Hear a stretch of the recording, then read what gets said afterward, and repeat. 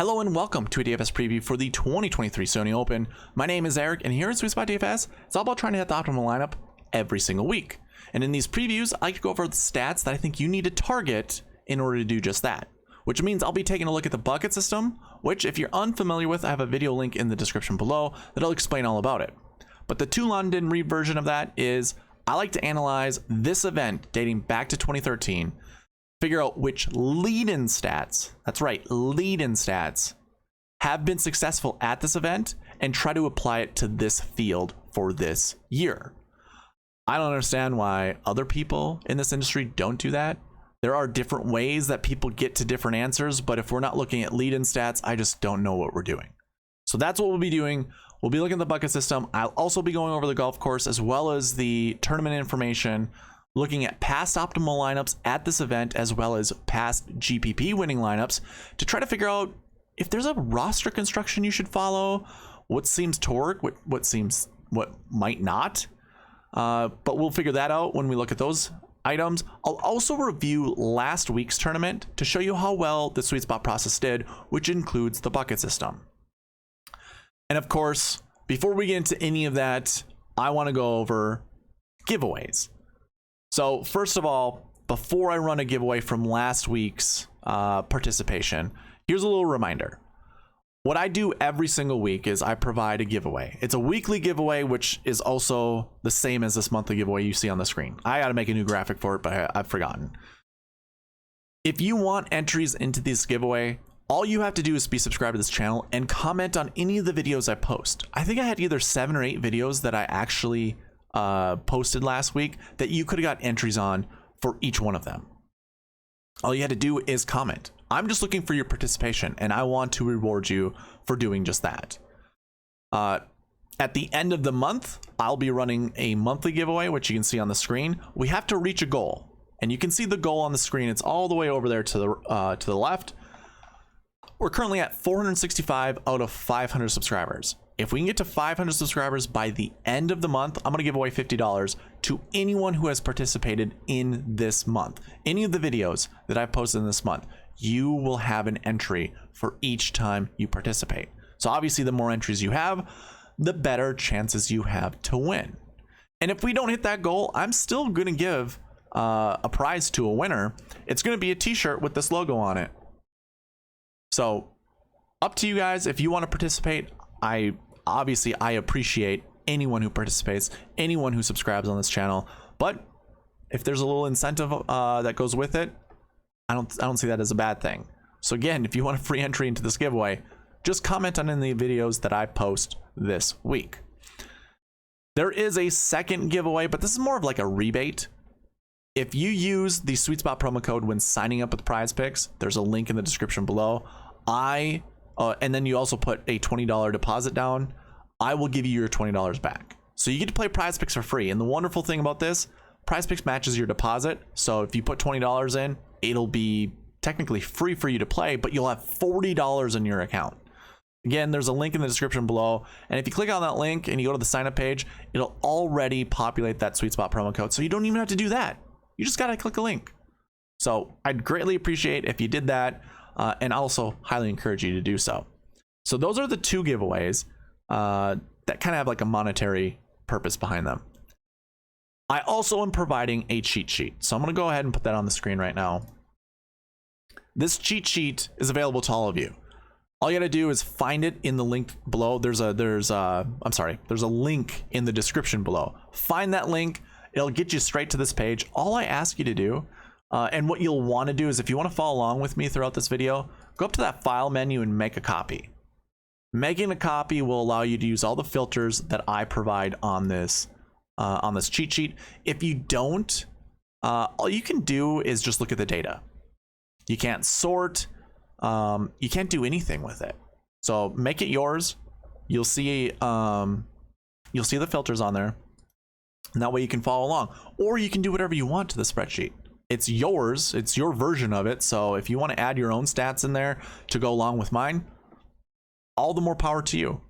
Again, link in the description, go check it out. I'll also provide an optimizer, but I'll save that for tomorrow's video. If you're interested in that, it's a fun way to build. Actually, I'll show it to you guys on the screen a little bit later. It'll probably be actually during the review of last week's tournament. So you can see the optimizer, how it works during that segment. But you'll have to follow me throughout the, you'll have to follow all the rules, I should say, with the giveaway. Got to be subscribed, got to comment down below, and the last piece is you'll actually have to email me at SweetSpotDFS@gmail.com, letting me know that you're interested in that optimizer. Okay, that is all that I have for giveaways. Let's actually run the giveaway. Let me throw that on the screen. So you can see we got the weekly subscriber giveaway. This is just my fun way of randomizing who wins. All I gotta do is change this from a no to a yes. There's a whole randomizer over here that will do its work. It provides values for me that'll end up winning. Someone will end up winning. It's not like dramatic. I should actually do one of those online wheel of destiny type of giveaways. But this is a fun way for me to do it. So I had a total of 38 or 37 participants, which obviously I greatly appreciate. Some of these are returning people. I think Joanne Sluice has 8 total entries in here. She by far has the most. You can also see she's a top commenter. I like to, like I said, I like to reward anyone on this channel that goes above and beyond. New subscribers, thank you Brian Ferguson for subscribing. Forget to do this like in my videos to go over these things, but I have also provided, I just noticed something. All of this is already in the monthly subscriber giveaway. So it's already there. It's already populated. I will do that again for this week in next week's video. So weekly subscriber, see what I notice is if you click and drag anything that has a number, it will go to the next number. So this should just be 2023 the entire way. Let's make those updates right now. All right. I need to get a drum roll sound effect in here just to make it more dramatic. When I go yes, we have our winner, our weekly subscriber giveaway, who is going to win $5. Drum roll, please. Barry R. Barry was with me during the live version, the strategy video. Him and I were chatting it up throughout there. I will also go live with that strategy video around 8 p.m. Central Standard Time. I'll try to make sure I'm on time for that. Last week it worked out perfect. I did my last little bit of updating for the strategy spreadsheet, and boom, just hit record. So I didn't give anyone any moment's notice, nothing. Be on the lookout around 8. I'll throw out a broadcast. I'll set up a broadcast getting ready for it. But I'll set it for 8 o'clock. So be on the lookout for that. Barry R, you're the winner.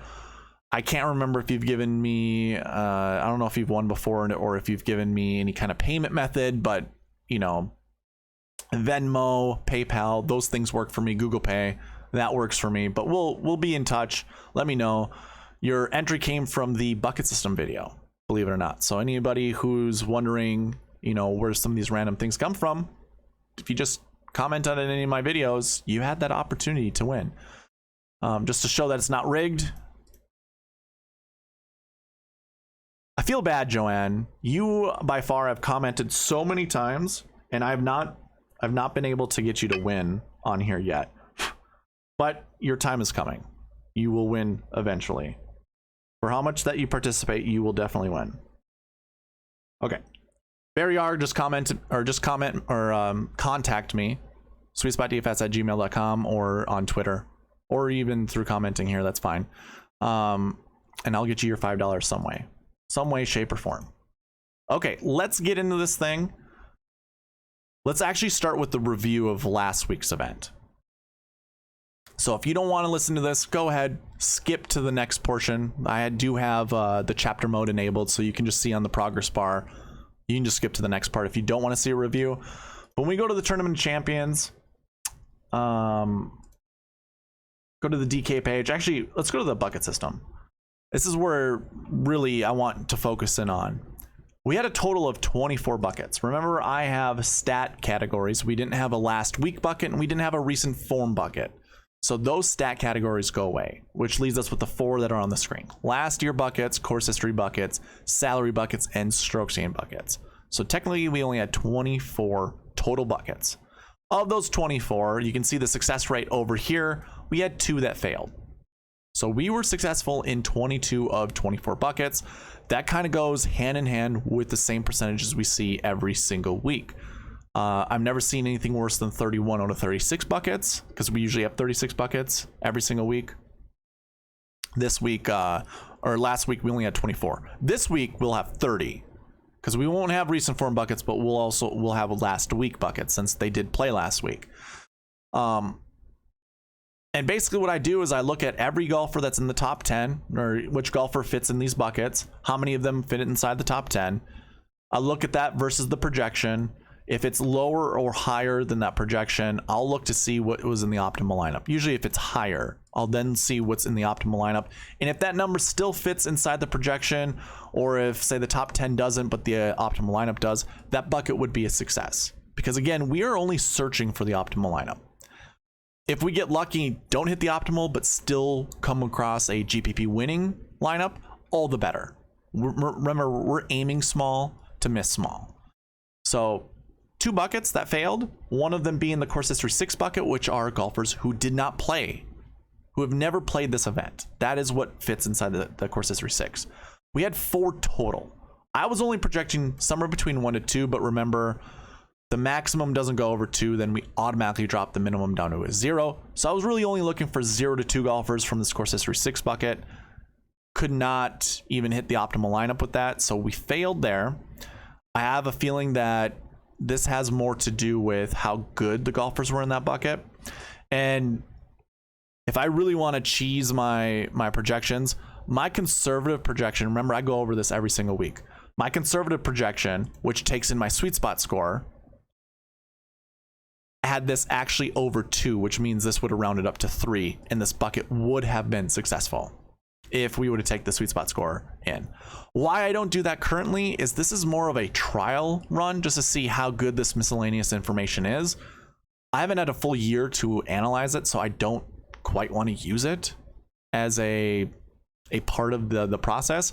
But yeah, we could have gotten 3 for sure, but we obviously didn't.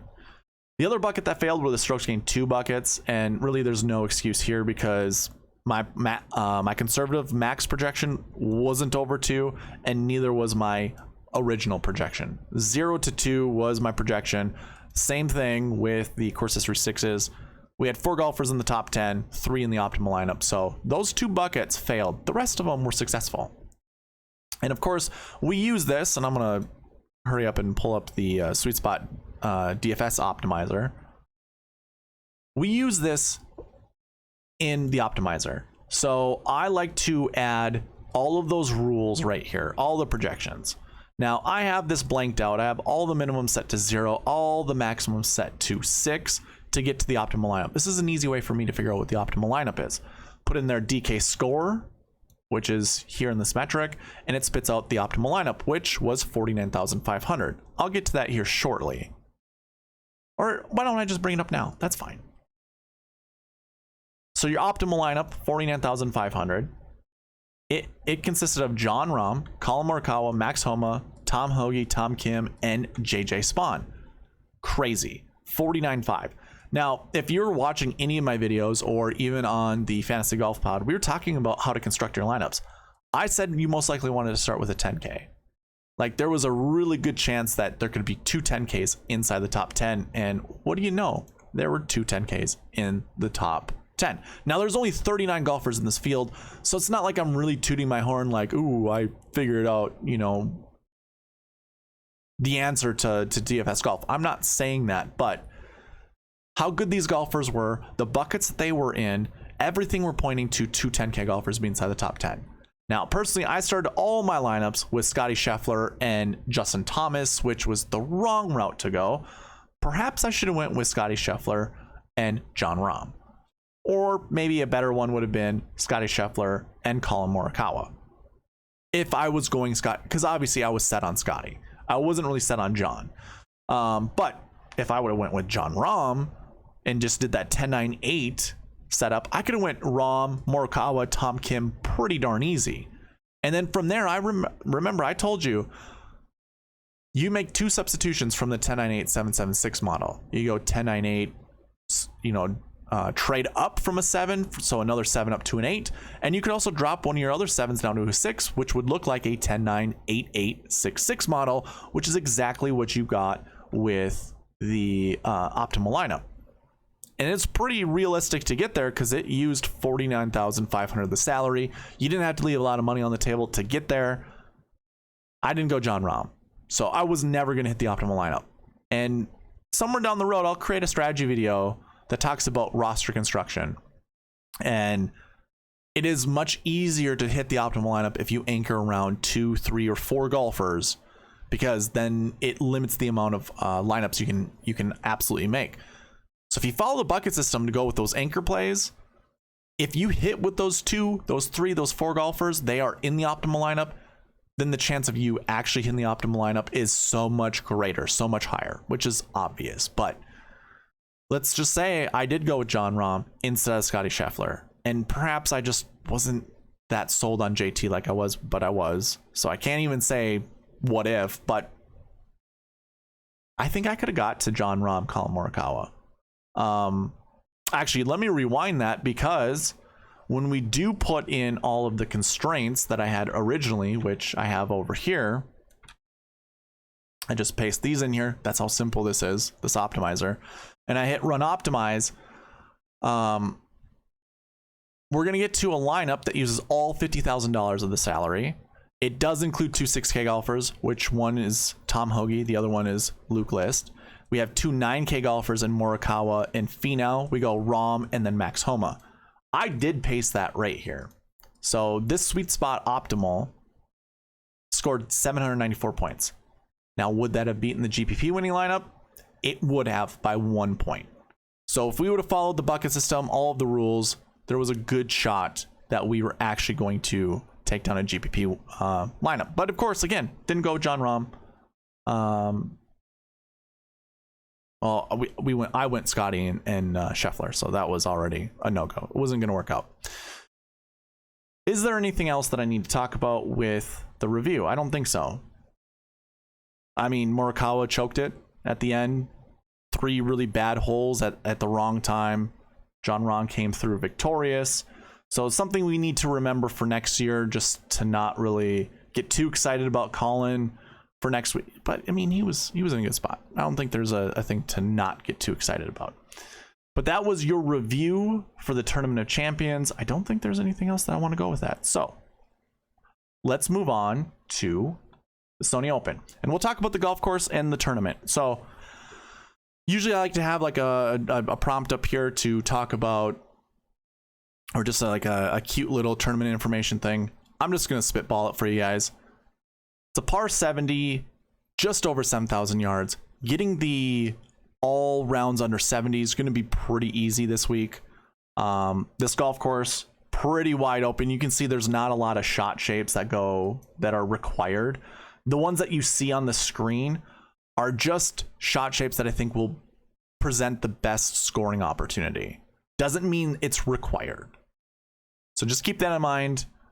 I think you can hit just about any shot shape here and be fine. Hideki won this last year. He primarily hits a fade. You can see that a draw is probably a more preferential shot shape. It's not absolutely required. So nothing to worry about there. There will be 144 golfers in this field. Currently, it's at 140. There's usually Monday qualifiers that fit in there, or other kind of exemptions that get in there. It's mostly a qualifier that'll get 4 other golfers involved in this tournament. So keep that in mind. It is 144, which is kind of your standard tournament. 156 is the max. We'll see a lot of 132s moving forward, especially like on the west coast. So keep that in mind. With that being said, though, your strength of field at this event is actually lower than it was last year. So it's 259. You can also see this on the cheat sheet. I provide this for the cheat sheet. This is the old ranking of strength of field. So keep that in mind. 259. I think last year it was 286. And there was a bunch of withdrawals last year. I don't remember why, what would have caused that. But here's the cheat sheet. You can see that it's up here as well. But yeah, I figured out pretty much to 7 points what the old strength of field rating scale, what the calculation went into that. So take it, leave it. I don't care. I like using these better than the new system, just because I like seeing more points, like a higher strength of field to really determine how much weaker a field is versus another. It's just easier for me this way. So I don't really want to talk about the architect because I don't really care. I think it's Seth Rayner. You haven't seen other golf courses from him except for at the Greenbrier, and I don't think the Greenbrier is really a comp course here. Plus, I don't think anyone really knows how to do comp courses all that well. There are some out there that are close. Like I think I heard someone say, you know, Harbor Town was one. Some of the coastal courses, because that's kind of what this is. I don't know. I don't know if I really buy into that, but sure, it's probably the closest that you'll get. But yeah, I think that's all that I have for the golf course and tournament information. Just double checking some things. Okay. Let's first talk about past optimal lineups and GPP winning lineups.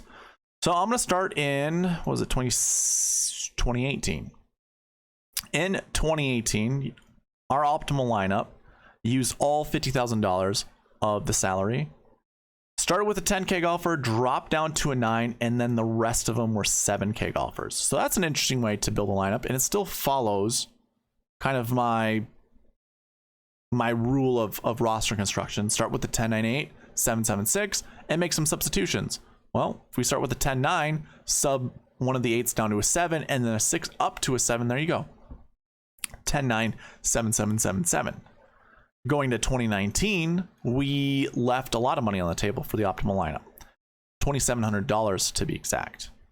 So I think that's unrealistic. You shouldn't follow that. Don't do that. That opens you up to so many more lineups, and more likely you're going to try to get too cute with it. It's not the right way to go. I created a more realistic lineup here that I'll talk about here shortly, but your optimal lineup left $2,700 on the table, but it still started with the 10K golfer, so keep that in mind. What we don't see is a 9K, but we do have two 8K. Oh, I'm sorry. Hold on. We have a 7, drops down to an 8K. I got all confused with the green here. I have to double check what is going on with all of my... I have way more little black tick marks here. I don't get it.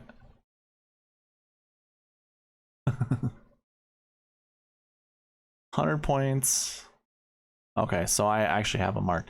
See, I did things a little bit differently in 2018. So these are our 6 golfers right here. Okay, good. Sorry, guys. I was confused there. So we had a 10K golfer, an 8K golfer, 3 7K golfers, and then another 6K or 1 6K golfer. So we just completely drop a 9K golfer.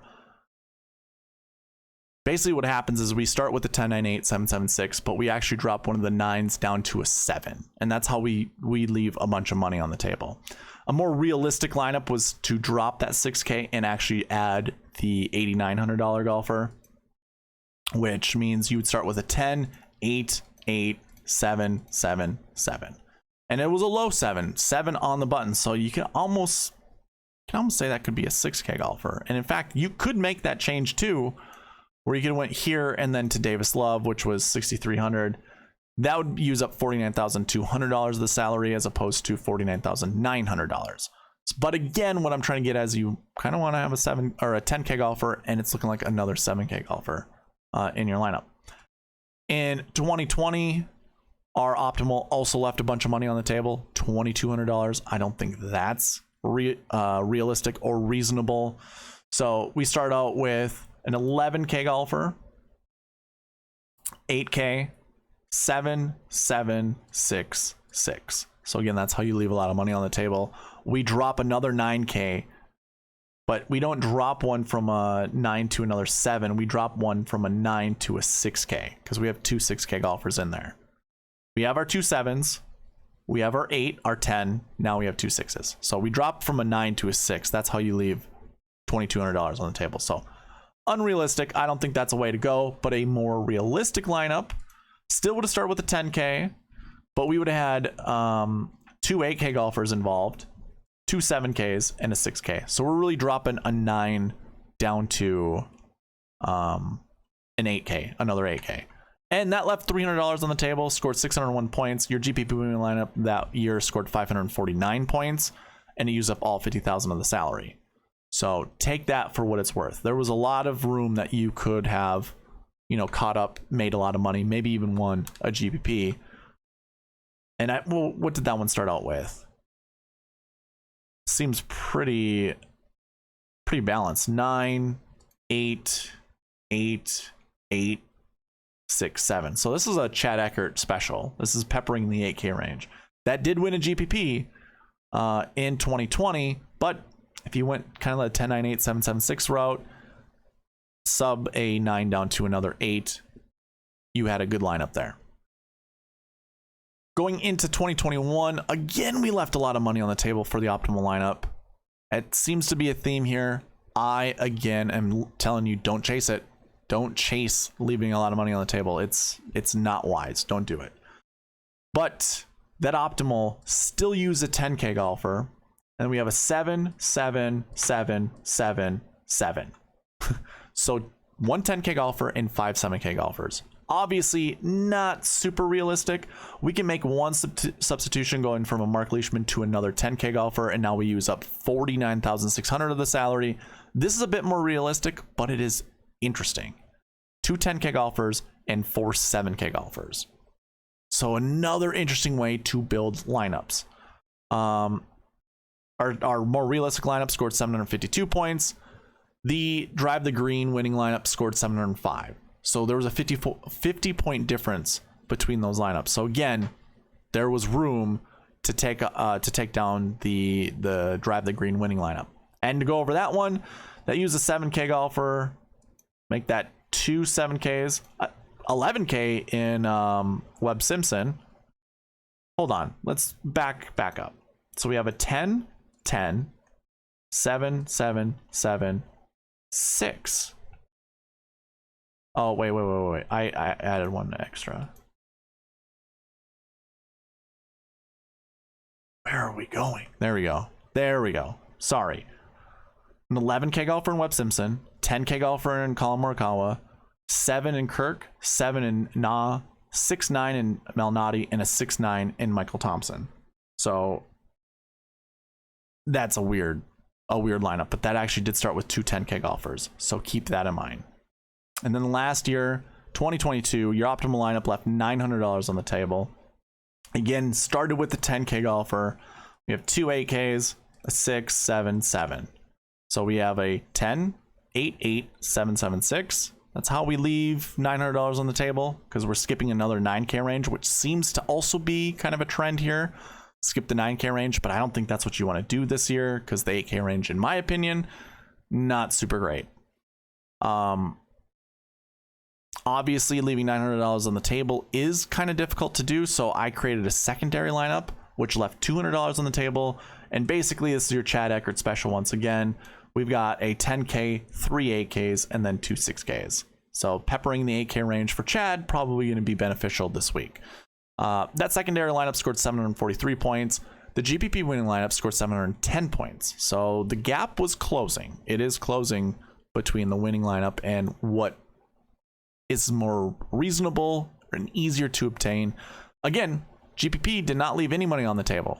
So when you're building your lineups, as I've been going through these secondary lineups, the more realistic lineups versus the GPP winning lineup, you don't see a lot of money left on the table.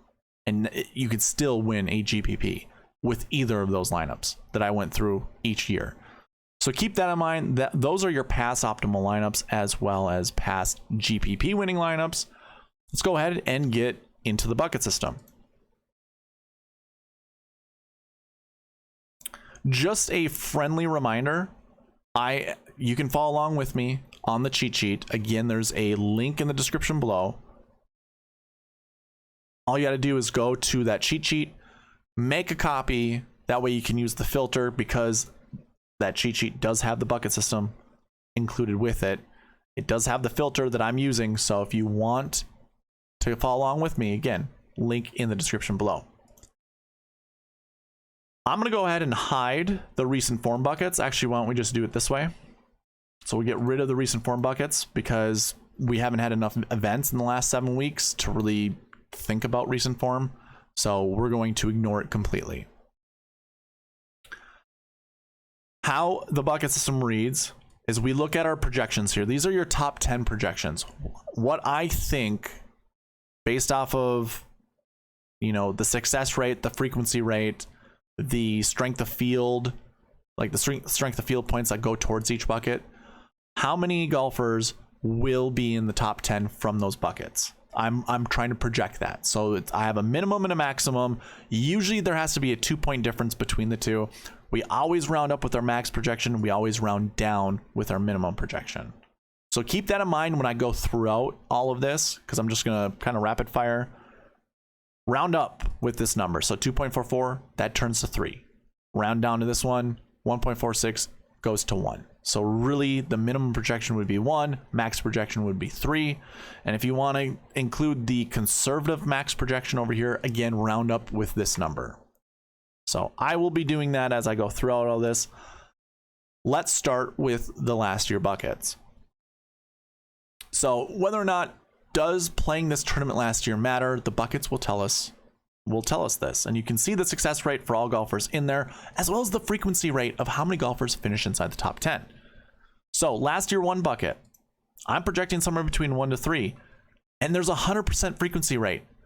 So playing this tournament, top 20ing this tournament the year before, absolutely has shown to be successful with golfers in this field. I don't think it changes this year. We do have less than we typically do. So we have 16, whereas before on average, we see around 20. So it's over 20. I'm assuming that's because there's been ties for 20th place or 19th place, 18th place that go like 24, 25 golfers deep. That's how we get this higher number than 20. But either way, it's a good bucket to start with. So why don't we just start there? Again, follow along with me on the cheat sheet. This filter is available to you. Go ahead and clear out the last year bucket and just select 1 for last year 1. We have a total, again, of 16 golfers in this bucket. The top guy is Hideki Matsuyama. Now remember, we're projecting somewhere between 1 to 3. So for me, do we go to Hideki Matsuyama? We know we want a 10K golfer in our lineup. Every year that I have tracked the optimal lineup as well as the GPP winning lineup, we've seen a 10K golfer in it. So which one do we start with? Well, Matsuyama is our only one from this bucket that's a 10K golfer. So as I see it, I don't mind playing Matsuyama. He played pretty decent at the Tournament Champions. I think he finished, what, 13th place? No, 21st place. He was 13th for a while, but he finished 21st place, which I don't think was terrible. We didn't know what to expect from Matsuyama. This obviously is a golf course he's won before. He has the ball striking prowess to do well here. The greens are pretty flat, relatively flat.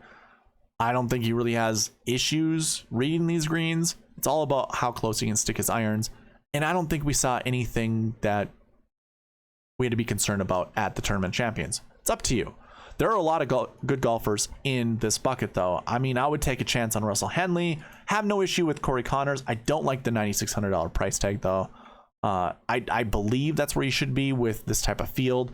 Just doesn't make me feel really good to click on Corey Connors' name. Bradley, worth the consideration. Mitchell, we haven't seen anything with Bezuidenhout for a long time, so I have no idea, you know, is the rust shaking off? I think he'll be fine. I mean, I guess if we were to look at last year, he finished 17th place. Is that what it was? Let's take a look. We can kind of look at his stats here. Hold on. Let's go to 2020 here. Look at Bezuidenhout down here. Yeah, he didn't have any events leading into this. He didn't play at the Tournament Champions. I'm not sure if he had played at the RSM Classic, but last year he finished all right, 17th place. I don't think there's anything to really knock him for this year, so I don't mind it. $8,100. It's a decent flyer, like a price for a flyer. I don't know if I'll get there though. We have Kuchar, which I don't really care about this week. Hayden Buckley, Adam Svensson. I do like Svensson at $7,500. I've got no issue playing Adam Svensson this week. Maybe if we were to look at like other buckets, because he did finish 37th, which was basically dead last at the Tournament Champions last week. Not great. And I guarantee you there's going to be some kind of rule that'll say like you only want to play 0 to 2 golfers or 0 to 1 golfers from that bucket, that 20 to 40 bucket, which each of these golfers are in. They're in that bucket 2. So we'll have to make a decision there. I'm sure we want somewhere between 0 to 2, but we'll get there when we get there. Then we got some low 7Ks and some 6K golfers. I don't mind playing any of these guys. Like Ryan Armour is a Bermuda specialist. I have no issue. It is a Bermuda golf course. Why not? Joseph Bramlett has some serious firepower, which again is, in my opinion, as well as Josh Bennett from the Fantasy Golf Pod, having more power just gives you better scoring opportunities. So I have no issue playing a Joseph Bramlett, even when this course is only 7,000 yards. Not a big deal. But this last year 1 bucket is an interesting bucket to go with. All right, let's move on to the last year 2 buckets, which not a very high projection, 0 to 1 when it comes to just the normal projection. But I actually have a conservative max projection of 2. So now it reads 0 to 2, and there are only 7 golfers in that bucket. Frequency rates not very high. Now this is every year dating back to 2013. How many have been inside the top 10? I shouldn't say how many. How many times has at least 1 golfer been inside the top 10? That's how this reads. 66% of the time, not terrible, but I don't really like. I don't feel great about that. So our last year 2 buckets. We have Billy Horschel that leads at 9,500, Maverick McNeely, Cameron Davis, Andrew Putnam, Chris Kirk, Stuart Sink, and Kyle Stanley. I could see why you'd want to play 2 golfers from this bucket. Names like Horschel, McNeely, Davis, and Putnam are all names that a lot of players want to gravitate towards. If I was to talk to one person in particular, it'd be Eric Martins, also on the Fantasy Golf Pod. I could see him playing 2 or 3 of these guys. I think you only want to play 1. So really, I think like if you want Maverick McNeely, that just removes the rest of these guys. You don't play anyone else. I also could see a Cameron Davis at $8,500. That's a pretty good price tag. And guess what? This is the Australian summer. So Australians have typically done well during tournaments at tournaments during this year. So if you want to use that as criteria in your selection process, I've got no issue with that. I think Cam Davis is a great choice at this golf course. So all I have to say is choose 1, at most, maybe 2. And I shouldn't even say choose 1. Choose somewhere between 0 to 2. But if anything, I just go with 1. Moving on to the next bucket, last year 3s. This is a 0 to 2 bucket. You can see there, again, max projections says the same thing. 10 golfers in this bucket, and we even have a worse frequency rate than we did with the last one. So not a very high confidence bucket, but let's take a look at the golfers that are in it. So remember, 0 to 2. We want 0 to 2 golfers from here, which is really interesting. Looking at these golfers, Brian Harman will be a favorite amongst many people. It does show him number 1 in my rankings, but if I were to take out the Bermuda, so I have a condition in my scoring for SweetSpot ranks. If you have less than 7 events on Bermuda golf courses or just on any grass golf courses, I give you the bare minimum points added to that score. If you had more than 7, or if you had 7 or more, then you get the full amount of points that would go towards it. When you do that, Tom Kim is number 1 in my model. So, but Brian Harman's still number 2. He'd be number 2 regardless of changing those Bermuda stats. So either way, Brian Harman, I think, is a great value. $9,700. I don't mind if you want to play him. I actually really like KH Lee this week. So if I wanted to go into the 8K range, I don't mind going with the KH Lee. And I might actually eat my words because I've already seen 2 8K golfers I like a lot. I like Cam Davis and I like KH Lee. So I could pepper the 8K range. I don't see that being an issue this week. Siwoo is there. He's very volatile, perfect for DFS scoring. You're gonna be Ricky Bobby, your first or your last with Siwoo Kim. Denny McCarthy, Harris English, JT Poston, Brendan Todd, all interesting names. I really don't care for the guys down here. Like Sig and Kazire, not terrible choices. I'm sure I'll be playing some of them, but they won't be like someone I will consciously select. I'll let the optimizer select them, but outside of that, I really don't care. Either way, Harmon at 97, that's a decision. If I'm being honest with you, to me it's just KH Lee or Brian Harmon. If I'm playing any of these guys more than 20%, anybody in this group, it's just those two. The rest I'll sprinkle in. I'll have exposures somewhere between, I mean, like Kita Nakajima, he's a decent golfer. Like he's been talked about quite a bit. I might own him or roster him in a max of 4% of my lineups. And then the rest of these guys, maybe a max of 12% of my lineups. Because I really don't want to have too much exposure of them, but I'll have some. But yeah, I'll use the optimizer to only select one. Probably just select one golfer from here. I might with some of them. Let's say if I create 100 lineups, 10 of them I'll open up to 2. I'll allow the optimizer select 2 of these guys.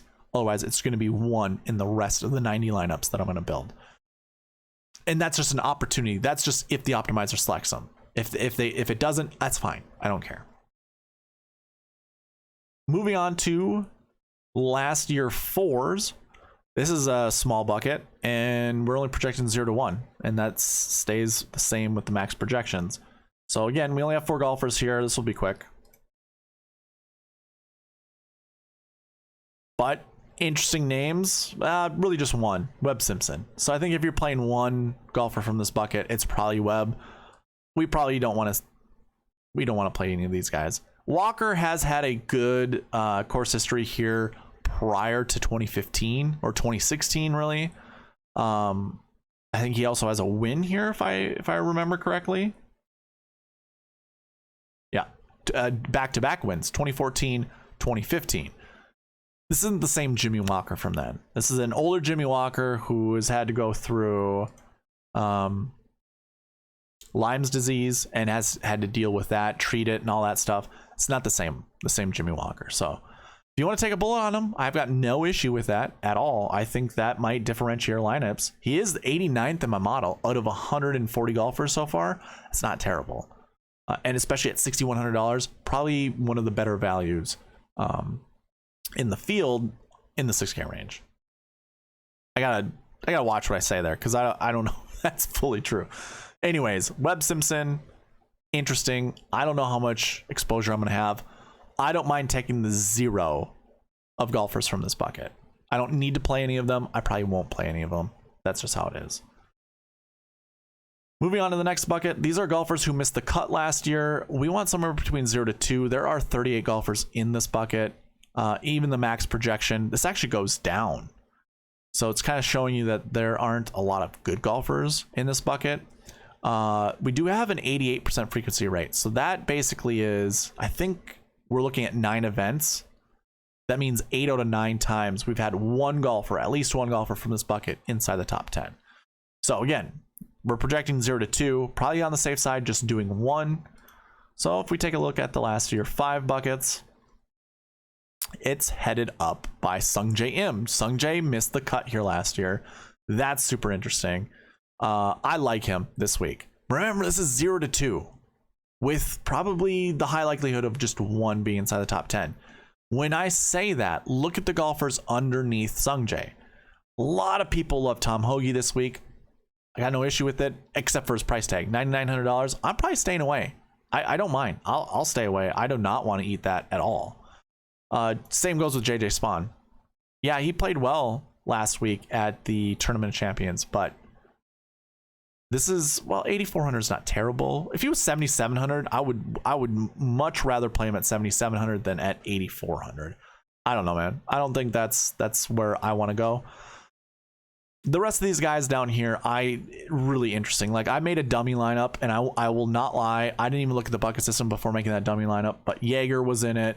Brandon Wu was in it.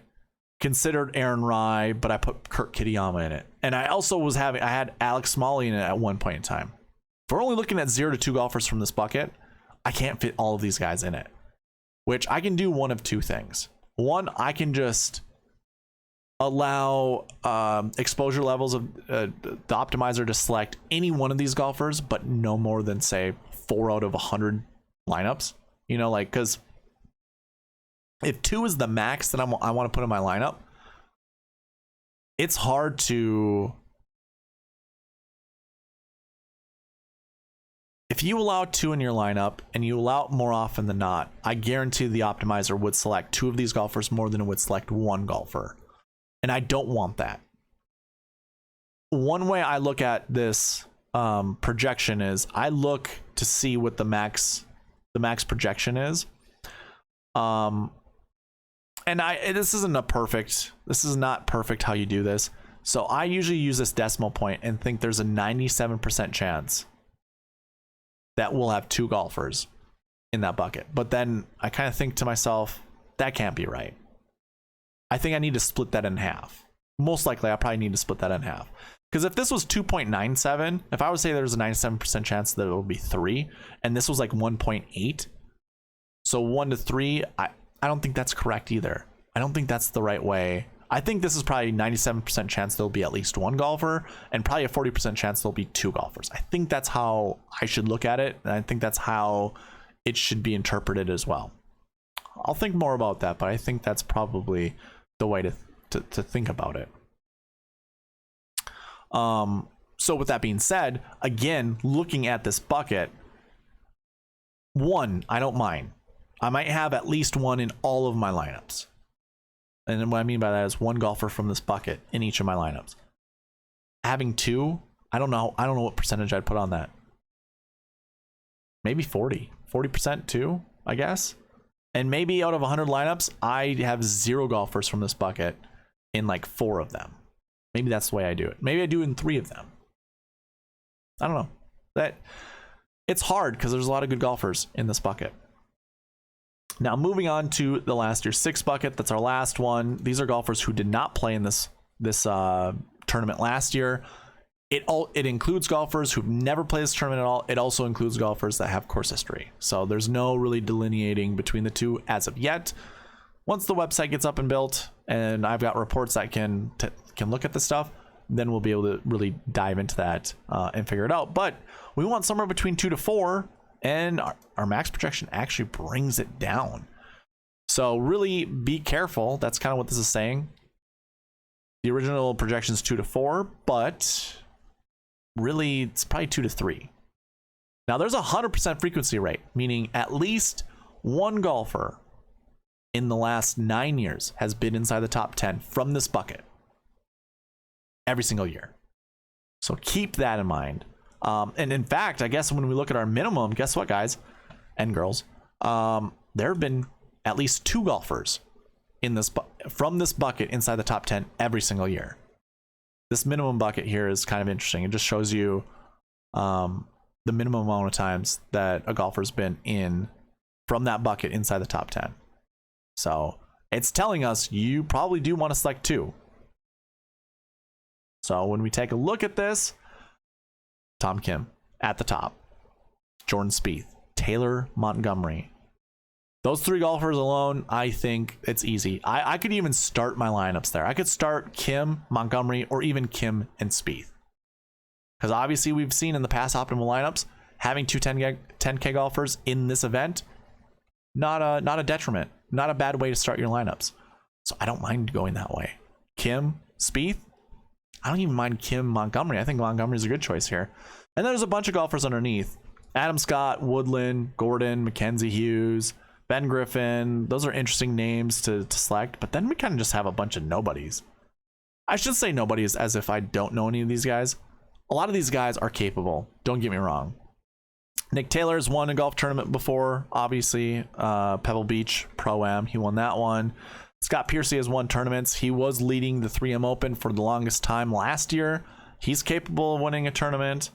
We've got some younger guys like Matty Schmid, as well as Ben Taylor, who've shown flashes of brilliance here and there. S.H. Kim, or if we want to pronounce that, Seung Hyun. Wow, that is a hard one, huh? Seung Hyun? Sure. S.H. Kim. he was kind of like a fall swing darling. Like, I think he finished 4th at the Shriners. I remember playing him a lot because I just thought his ceiling was really high. So obviously at 7,000, that's pretty low. Pretty easy to fit him in your lineups. Remember, we want somewhere between 2 to 4, but realistically probably 2 to 3 golfers from this bucket in your lineup. We got a ton of 6K golfers. Some really good names down here as well. And by good names, I just mean capable players that could get inside the top 10, inside the top 20. Again, you want 2 to 4 golfers here, but really realistically 2 to 3.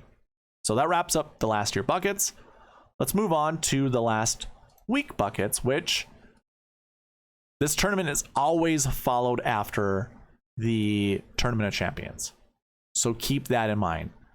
There have always been around 40 golfers or less in that event. So not a lot of golfers, but golfers who have played the week before, who have played in the Tournament Champions, we have a 100% frequency rate of at least one of them being inside the top 10. That finished in the top 20, I should say, last week. So keep that in mind. And I'm projecting somewhere between 1 to 3. We do see at least one has been inside the top 10 every single year. We've seen a max up to 5. 5 golfers from the week before at the Tournament Champions who have top 20 there have came over here and top 10 at the Sony Open. A max of 5. Now, we only have 8 golfers in this field that played last week, that did top 20 last week. We usually see around 13. So that's going to bring down the projection pretty considerably, but almost, I mean, over 25% success rate of, and by the way, this includes all golfers from this bucket. There's a 100% frequency rate. So one guy from this bucket most likely is going to finish inside the top 10.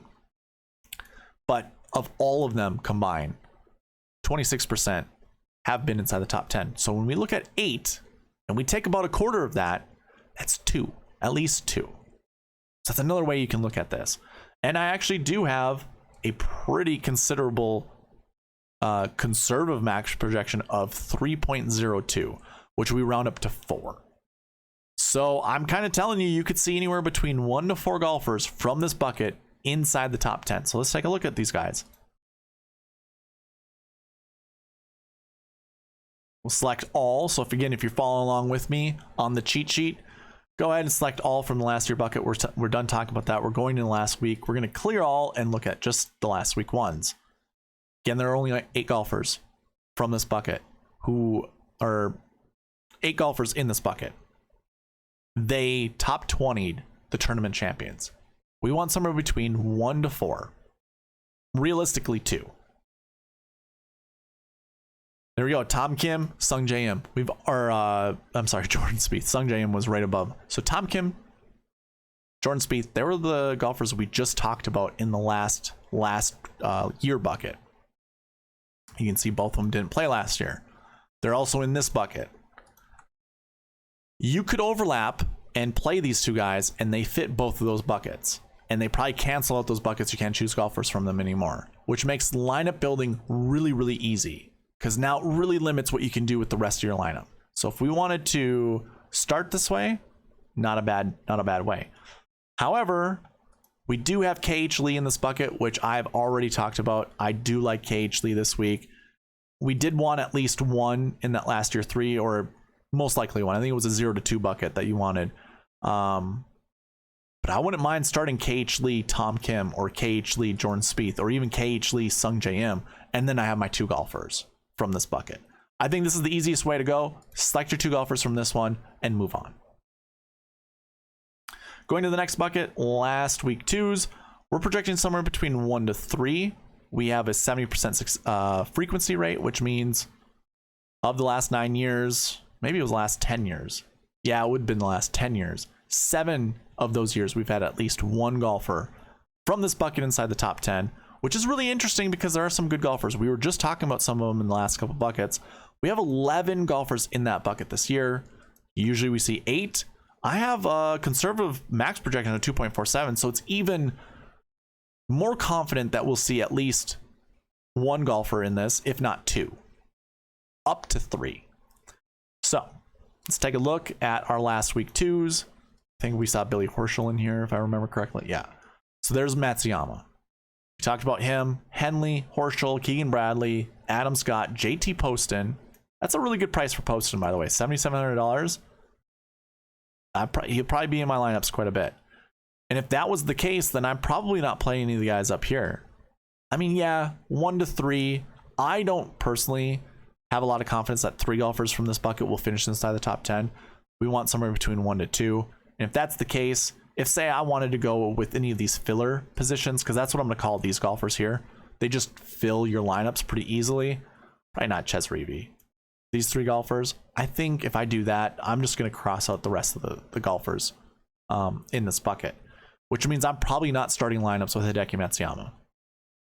I'm also probably not starting lineups with Russell Henley or Billy Horschel.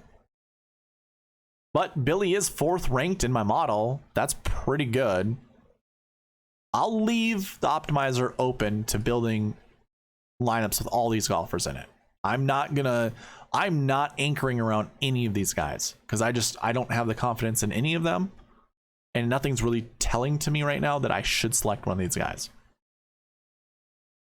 So moving on, we'll go to the next one, which is the last week 3 bucket, which we don't have any golfers in, or the last week 4 or last week 5. Duh, because we only had 40 golfers in that, or 39 golfers in that in the field last week. So obviously we're not going to get anything worse than that. Now, if Xander was playing here, he did WD.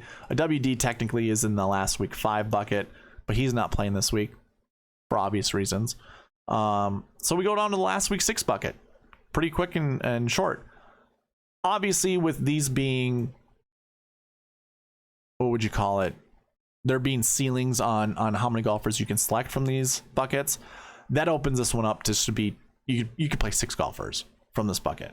And in fact, the projection is 3 to 6. However, the conservative max projection, remember this takes into account the sweet spot score, whereas the other ones do not. This kind of shows you, based off of my quality of player in this field, what would be the new projection, and it actually is less than. So I have a max of 5 from this bucket, where the original projection says 6. So we're looking at 3 to 5 golfers with the possibility of 6. I probably won't. But let's take a look at who is in the last week 6 bucket. Starts with Maverick McNeely, Taylor Montgomery. These are great names, and Cameron Davis. Like I've talked about these guys in the last few buckets. I like these golfers. I don't mind putting any of these in my lineup. In fact, let's say I were to start with the last week 1 bucket and go with Tom Kim and KH Lee. I've got a 10 and an 8K golfer. Here are 2 9K golfers I don't mind playing. Taylor Montgomery, Maverick McNeely. No problem whatsoever playing either one of these 9K golfers to start with that 10-8 combination. I could also grab a ton of 7K golfers from here because this tends to be, well, not tends to be, but this looks to be the 7K range. Like anyone in the 7K bucket is also in this last week 6 bucket. So that goes hand in hand. You probably want one of your 7K golfers here.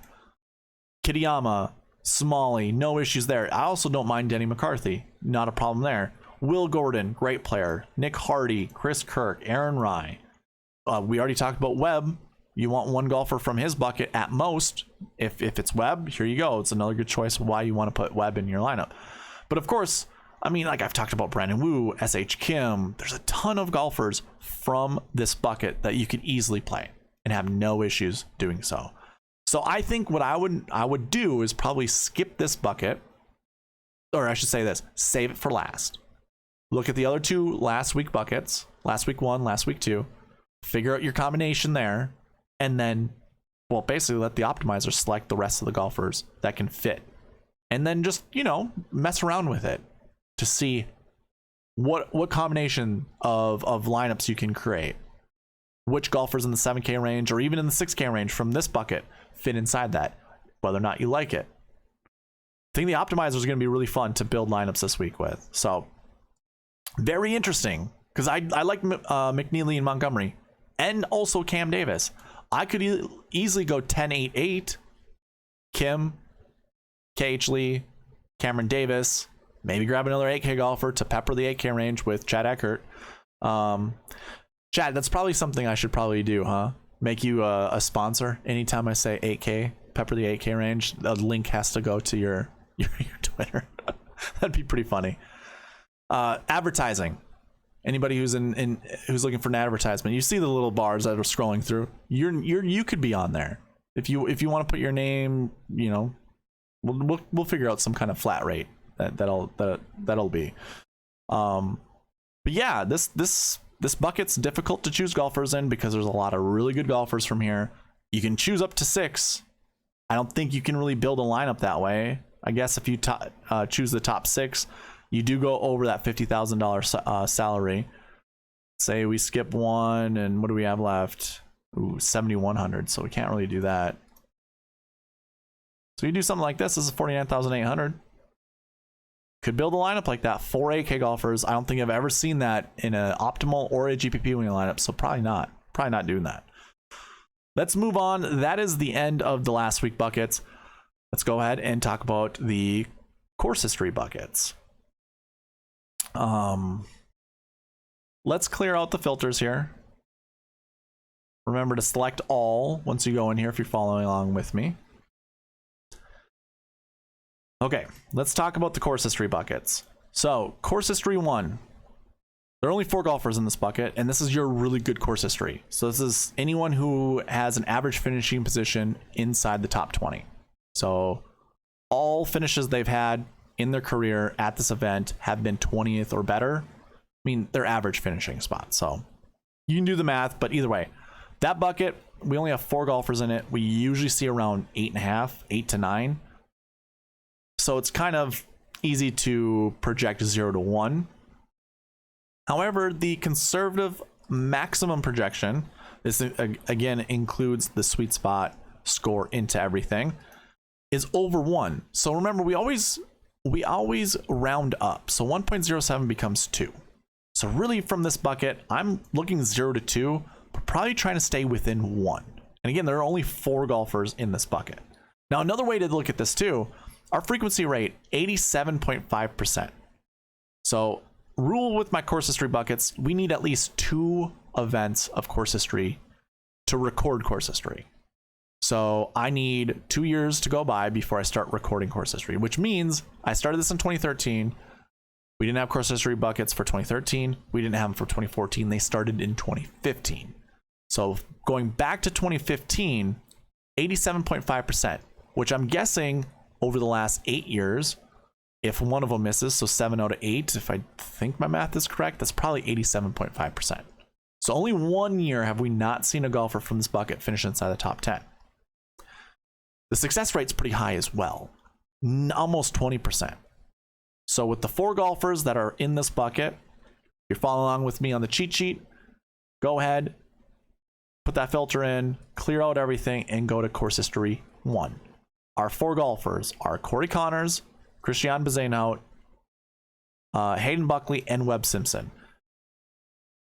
It looks like Christian and Hayden Buckley have only 1 event under their belt for course history, so keep that in mind. That is a big deal. I don't know what the statistics are of golfers who've only played this once that have had a top 20, how they do the next year. Eventually I'll get there, but I don't have that right now. So if you're more confident with selecting at least 1 golfer from here, it's probably Corey Connors or Webb Simpson. So maybe I can sell you on Corey Connors and or Webb Simpson, because you can have up to 2 golfers from this bucket. But remember, the original projection is 0 to 1. Of course, we always bump that up by 2 points. You know, we always want a 2-point gap between minimum and max. So 0 to 2 is the final projection. I think I'm staying away from this bucket completely. Webb has my interest. I don't mind Hayden Buckley, but I don't want to touch Corey Connors or Christian Bezuidenhout. So I'm going to stay away from them. Going to the next bucket, course history 2. We have 19 golfers in that bucket. That is pretty on par for how many are in that bucket on average. 75% frequency rate, so I'm guessing that's 6 out of 8 weeks, or 6 out of 8 years that a golfer from this bucket has finished inside the top 10. Keep that in mind. Success rate's not too terribly low, and it's 1 to 2, 1.99. Remember, we round up. It doesn't matter what that number is. I don't care if it's 199 or if it's 101. It rounds up equally to 2, which means our minimum is automatically 0. Regardless of you seeing 1 on the screen, automatically 0. So we're projecting 0 to 2 golfers from this bucket inside the top 10. And to further that point, our conservative max projection is also less than 2. So with 19 golfers, we want to select somewhere between 0 to 2. High likelihood there'll be 1 from this bucket inside the top 10.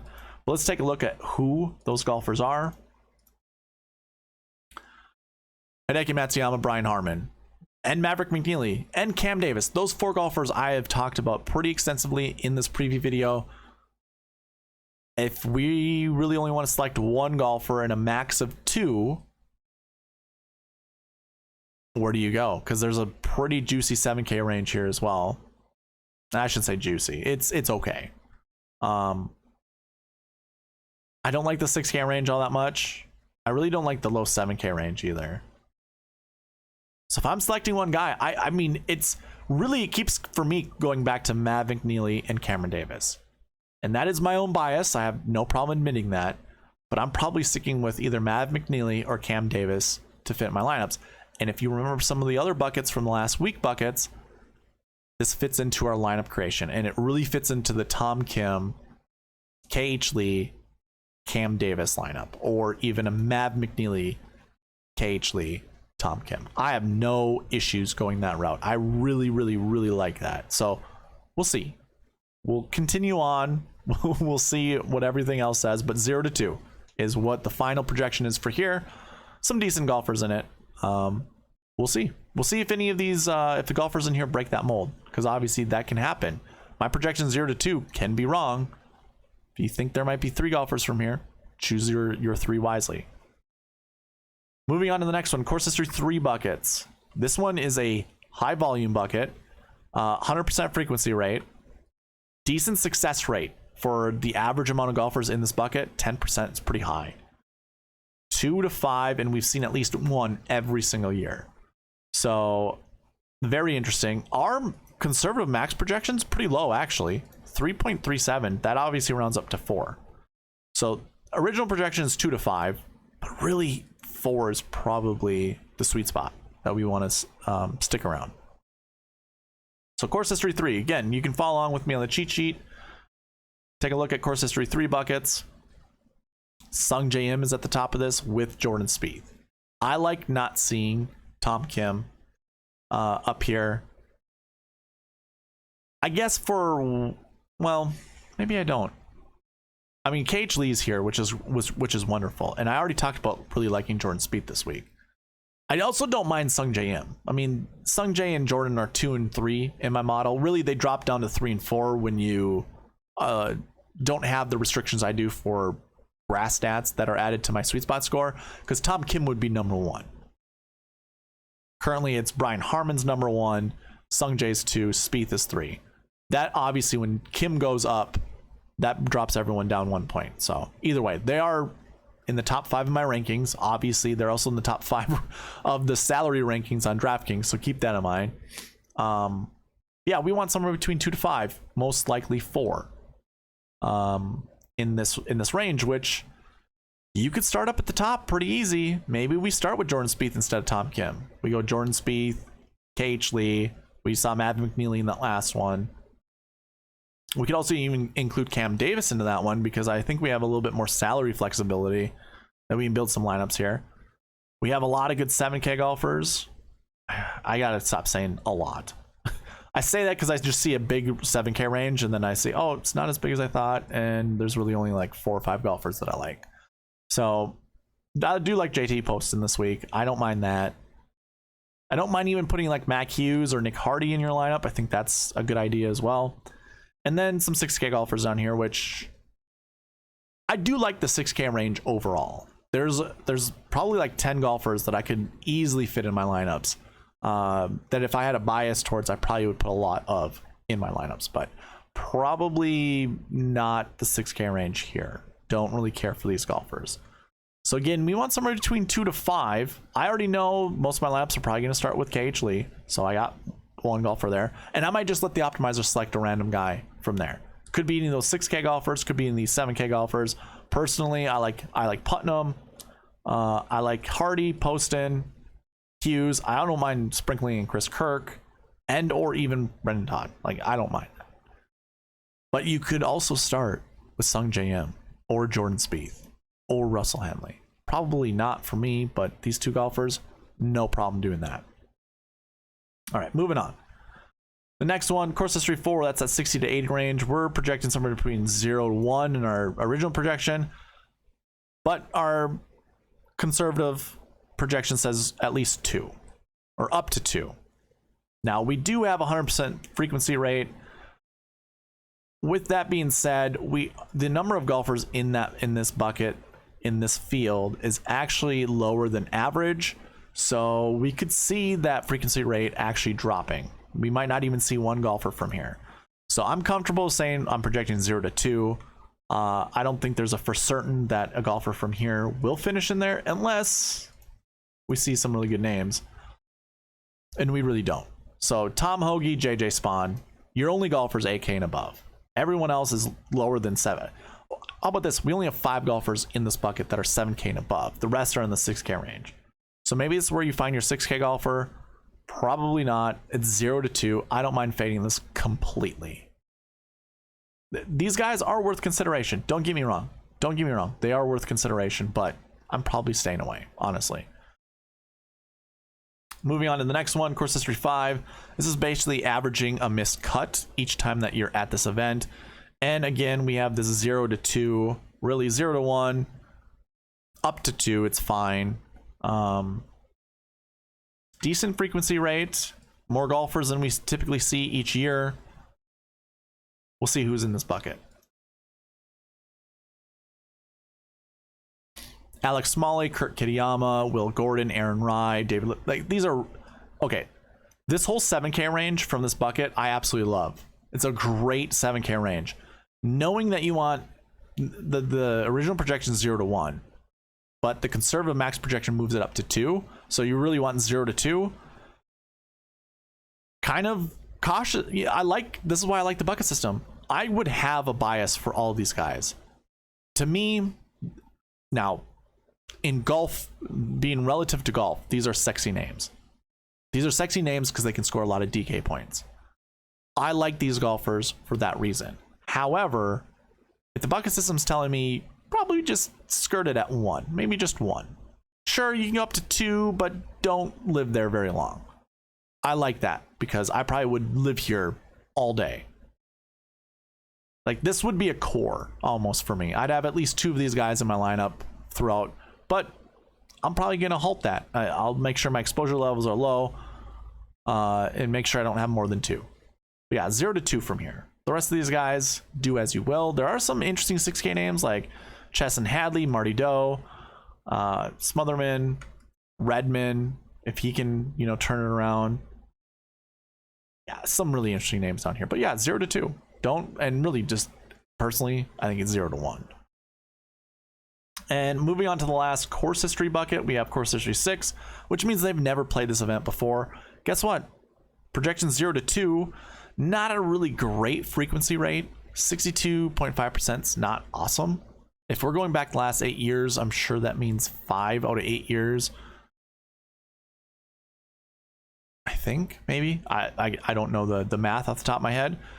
5 out of 8 years probably is the number that we've seen at least one guy inside the top 10 here. We've seen obviously 0, but we've seen up to a max of 4. And we have way more golfers in that bucket than we typically see. Our conservative max projection is pretty on par with our regular projection. So 0 to 2 is pretty solid.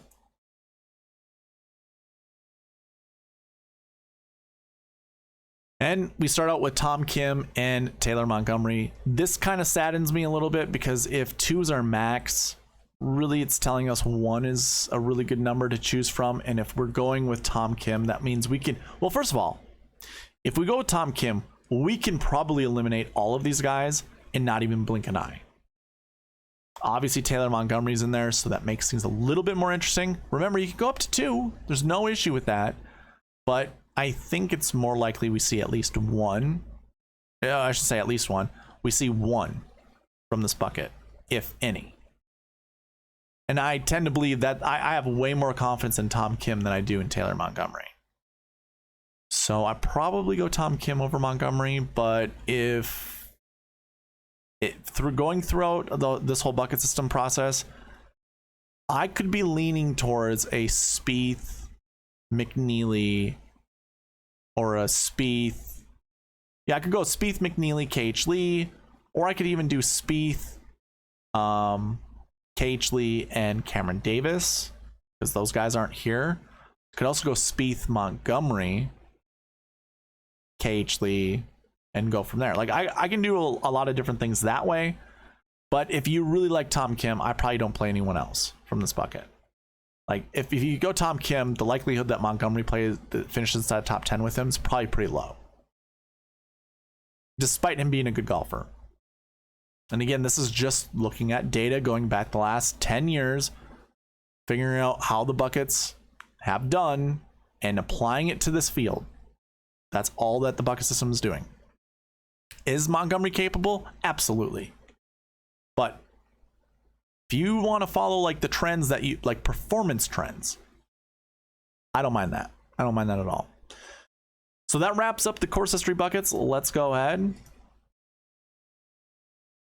Let's talk about the salary bucket. So we already talked about past optimal lineups as well as past GPP winning lineups. We know we want to start with at least one 10K golfer, and a 7K golfer, because we've seen a lot of 7s. However, there was one year where there wasn't a 7K golfer inside the optimal lineup. So I think still starting with the 10-9-8 7-7-6 model, I think that's fine, but you probably want to delineate more away from that than stay on it.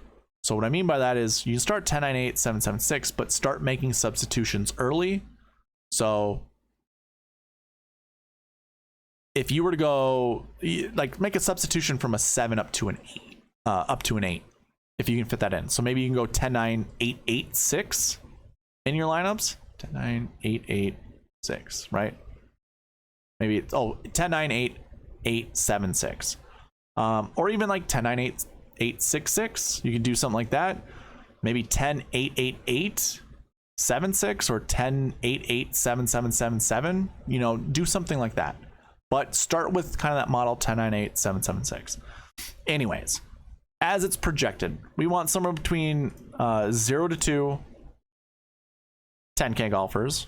So you go up to 2. Looks like it's plausible. I don't know if I really want to, but we've seen the optimal lineup have 2 10K golfers at this event, so it's not out of the realm. 0 to 2 9K golfers, 0 to 2 8K golfers, so everything's pretty conservative.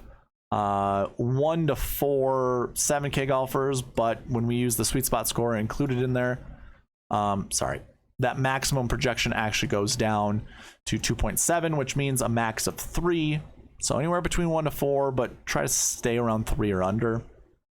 And then the 6K range, both of them don't look super great, but the low 6K range is actually projecting more inside the top 10 than the upper 6K range. Upper 6K is 6,500 and above in the 6K range, and then the lower is $6,400 and below. So that bucket's actually showing up to be probably more interesting to choose from than that upper 6. And I think it has a lot to do with how many golfers are in that bucket. On average, we've seen around 43 golfers in the upper 6K. We only see 34 this week. And also, we only see usually 31 in the lower 6K. We only have 50 this week. So really interesting ways that you can build lineups. I personally don't mind who you choose in the 6K range. I think the 6K range as a whole, there's 84 golfers so far. We have 4 yet to be added. I'm sure most of those will be in the 6K range, if not all of them. So really, we have 88 golfers out of 144 that are going to be in the 6K range. So over half. There are some good names in that 6K range. So keep that in mind. Now, if we were to look at this and look top to bottom, we want 0 to 2, somewhere between 0 to 2 10K golfers. Well, take your pick. These are obviously the best golfers in the field. Select one and go from there. I don't think you want to select 0. I think we will have a 10K golfer inside the top 10 pretty easily. If not, they'll be lurking just outside 11th, 12th, 13th place. go ahead, load up on a 10K golfer. Personally, I'm more interested in playing someone like a Tom Kim or a Jordan Spieth. But as we've gone through these buckets, can't count out Sung J M. Well, first of all, you can't count out Hideki either. All the buckets have kind of proven different things. It's just how you want to build your lineups. If you do start with Tom Kim, there's a specific way you can go from there. If you start with Jordan Spieth, there's a specific way you can go from there. Do you care more about the 7 and 8K golfers than you do the 10K golfer? It's entirely, I mean, it's up to you. That's why I love the bucket system. That's why I love the optimizer. If you like golfers in the 8 and the 9K range and you want to play them way more than the 10K range, lock those guys in the optimizer, hit run optimizer, and maybe it selects a 10K golfer, and then that's who you got for your 10K golfer. Pretty easy. But I don't have an issue with any of these guys.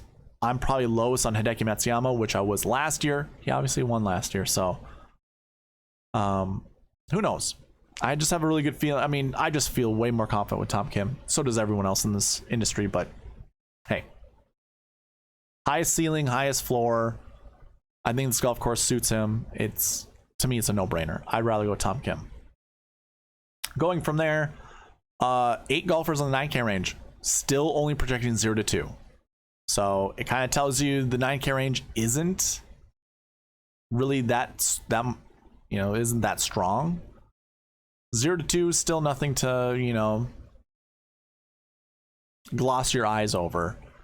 I like several 9K golfers. If you like any of these guys, I've got no issues. I don't think there really is a mispriced guy here. We could make some arguments for like McNeely or Montgomery being a little bit cheaper, but I don't know. When we look at the 8K range, yeah, I wouldn't put any of these guys above the 9K range. And same applies with the 7K range. So I think the 9K range is fine where it's at.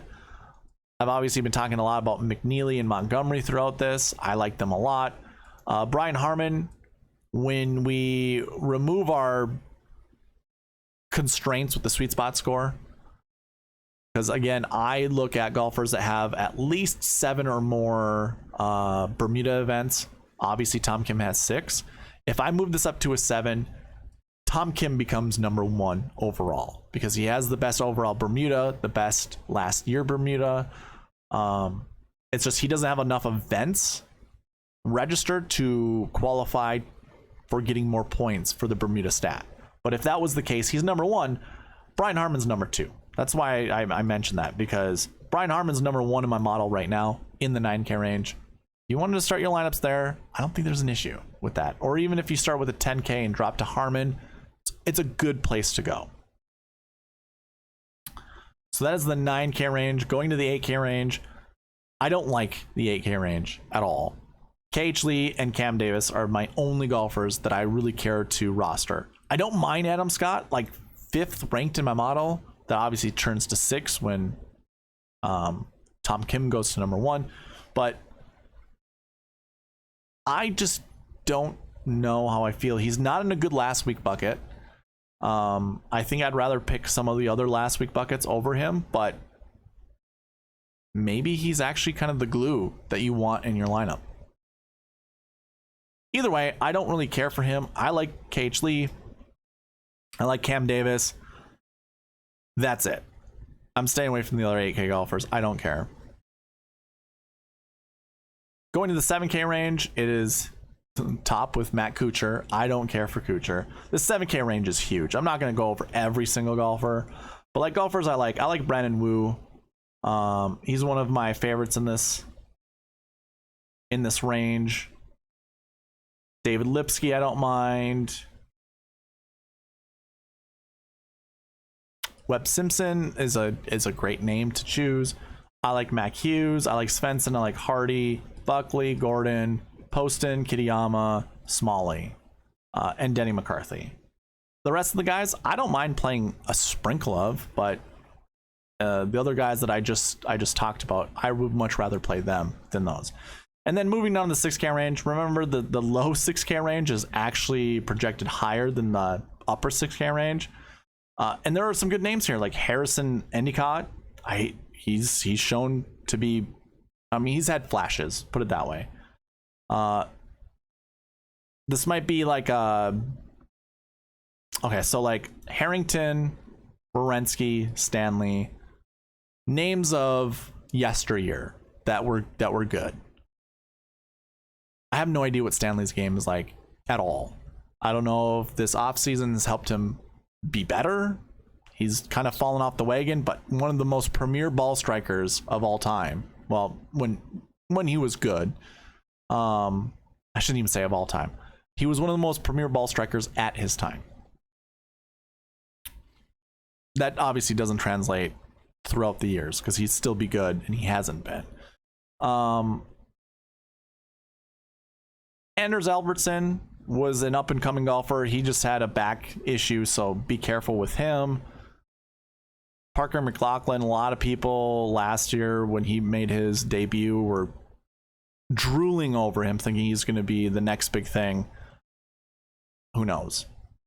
Andrew Novak, I've seen him flash a couple times as well. Just kind of trying to see some of these, like Smotherman, I don't mind. Danny Lee probably is the most talented golfer in the 6K range. His mental game is the worst, though.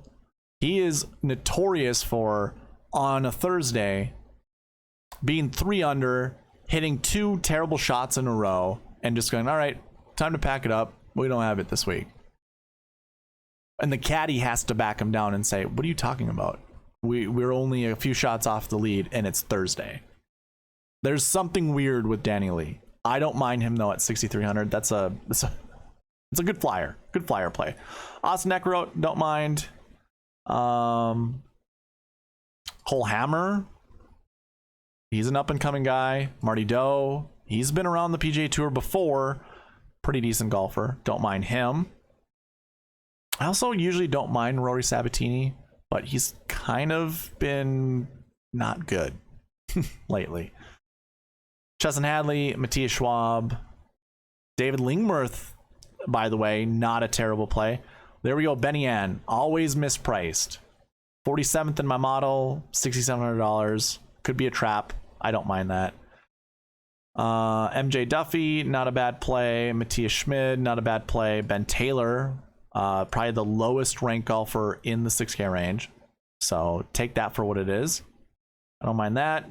And then some of these guys I don't mind either, like Stuart Sink, Joseph Bramlett, Ryan Armour, Adam Long even. Don't mind that. So that's kind of your wrap up of your 6K range. And not to forget about the strokes gained buckets. This is running pretty long, but that's fine. I'm going to break this all up for you guys. All right. Let's talk about the strokes gained buckets now. We want somewhere between 1 to 3 golfers from the strokes gained 1 bucket. There are 11 golfers in that bucket this year, where we usually see 8. 100% frequency. We've seen at least 1 every year, no more than 2.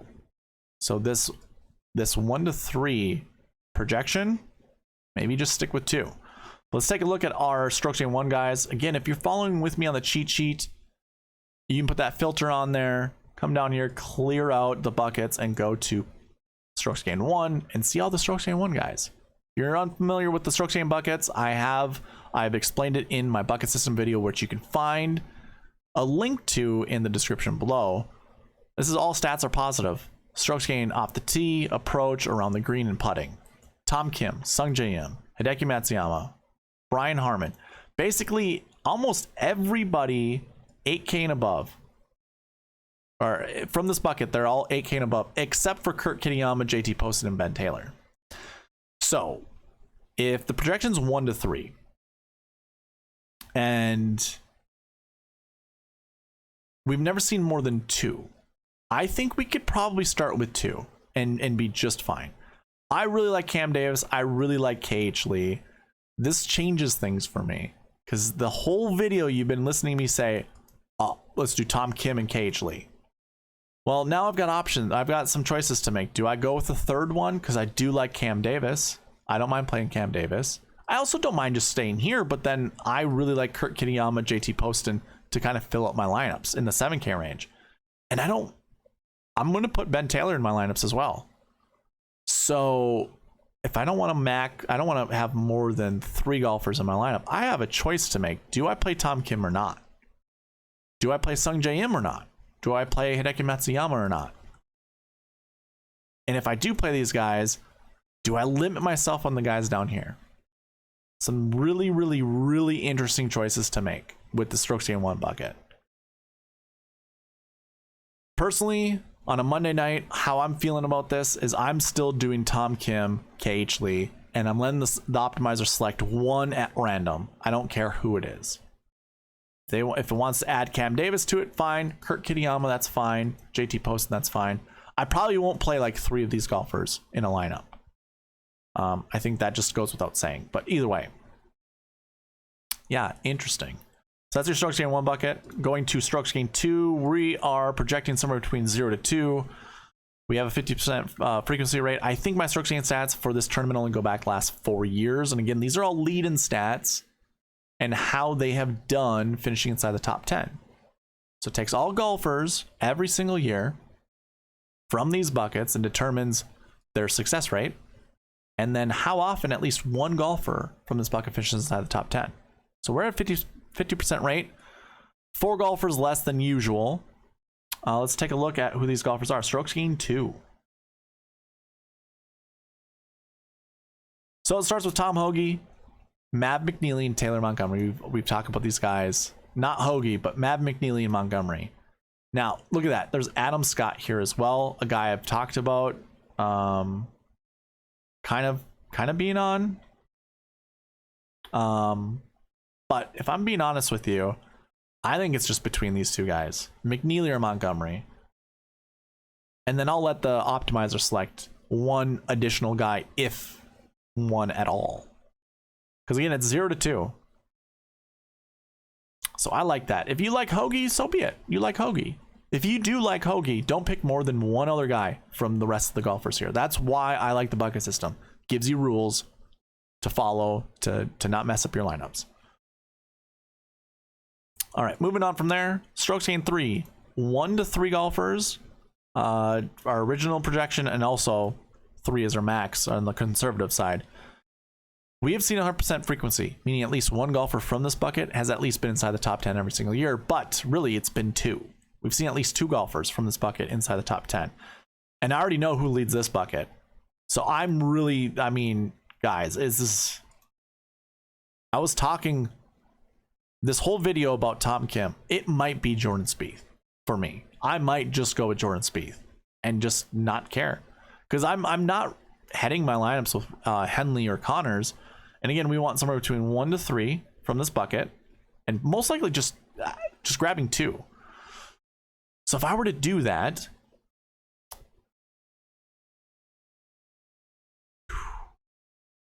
I'm looking at the 7K range now. Smalley, Woodland, Gordon, Buckley, Kirk, Rye, Brennan Steele, like the names, it withers down pretty fast. I really do like Brandon Wu, so Brandon Wu will probably be in a lot of my lineups. Jordan Spieth I like. Okay. I should probably save this for the strategy video, but just to throw it out there right now, I've been talking a lot about how you can do 2 10K golfers, which means you have to figure out some kind of salary relief later on. This bucket has enough decent 6K golfers to make a decent lineup. So if you wanted to start Spieth, Tom Kim, and then also like a KH Lee or a Cameron Davis, so you go 10, 10, 8, you're going to need to grab at least one 6K golfer, if not 2. And this is a 6K range I don't mind whatsoever. I just said I don't mind playing Armour in the 6K bucket, you know, the salary buckets. Don't mind playing Ryan Armour. Don't mind playing Joseph Bramlett. Also don't mind playing Stuart Sink. MJ Duffy, solid player. I wouldn't have more than like 4 or 5% exposure on him. Kevin Yu, same thing. Benny Ann, obviously we know the story with Benny Ann. Guy putts with glass eyes. Marty Doe, Austin Eckroat, Danny Lee. I just talked about Danny Lee and how he's probably the most talented golfer in the 6K range. He just doesn't have the mental capacity to be any good. Austin Smotherman, Harrison Endicott. I like those guys, and probably just keep it there. I did say something about Anders Albertson, but yeah. You could round out your lineups with some of these 6K golfers. So I still think you can go Spieth. You could also anchor your lineups with like a Spieth Henley or a Spieth Connors.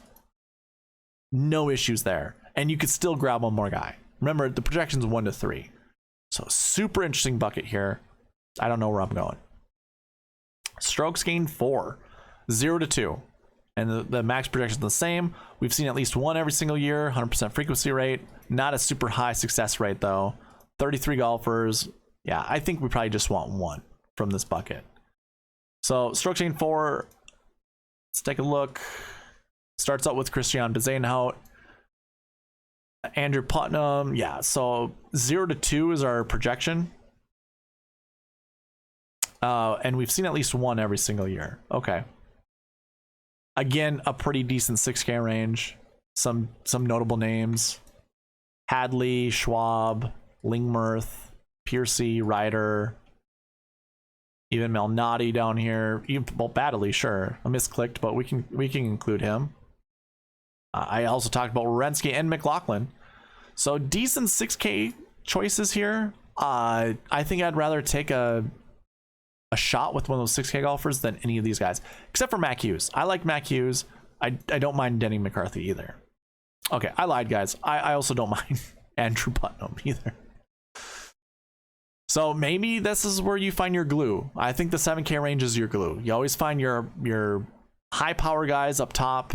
You got to find your glue to mix to connect them with your low 6K randos, basically.